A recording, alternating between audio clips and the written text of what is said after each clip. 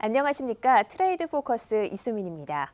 트레이드 포커스는 한국무역협회에서 발간되는 연구 보고서를 바탕으로 국내외 무역 관련 최신 이슈와 동향을 살펴보는 무역 전문 영상 리포트입니다.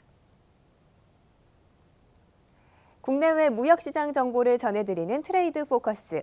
오늘은 점차 확대되고 있는 FTA 경제 블록화 현상에 대한 정보를 준비했습니다. 최근 한국무역협회에서 19개 경제권, 68개국을 중심으로 주요국 FTA 추진 현황과 2013년 전망 보고서를 발간했습니다. 이 보고서에 따르면 전 세계적으로 국가 간 FTA 추진이 여전히 활발한 것으로 나타났는데요. 특히 이런 FTA 확대 흐름 속에서 다수 국가가 참여하는 경제 블록형 FTA가 대세를 이루고 있다고 합니다.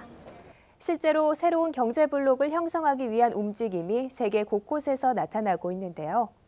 구소련 국가들은 러시아, 벨라루스, 카자흐스탄 관세동맹 CIS FTA를 체결했습니다.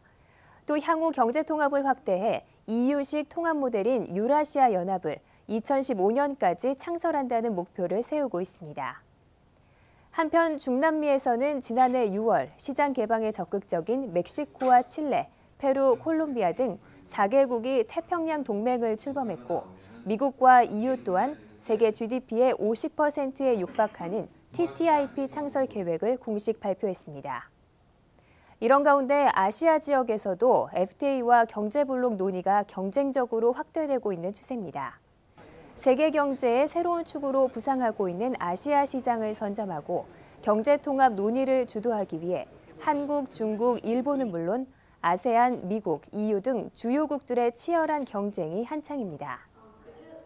아시아에서는 한중일 RCEP과 TPP가 동시에 추진 중이고 EU와 같은 국가들도 동시에 노력하고 있습니다. 그렇다면 이러한 FTA 변화에 효과적으로 대응하기 위한 전략은 무엇이 있을까요?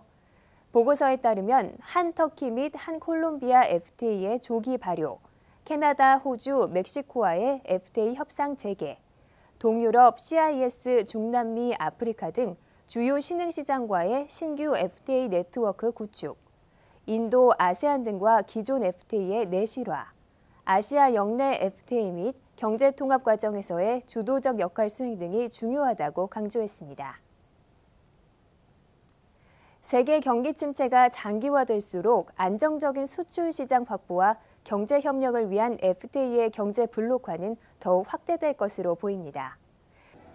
우리 무역업계도 FTA가 주도하는 무역 환경을 염두에 둔 경영 전략을 수립하고 정부와 유관기관도 업계의 FTA 활용 지원에 초점을 맞춘 정책을 지속적으로 확대해야겠습니다.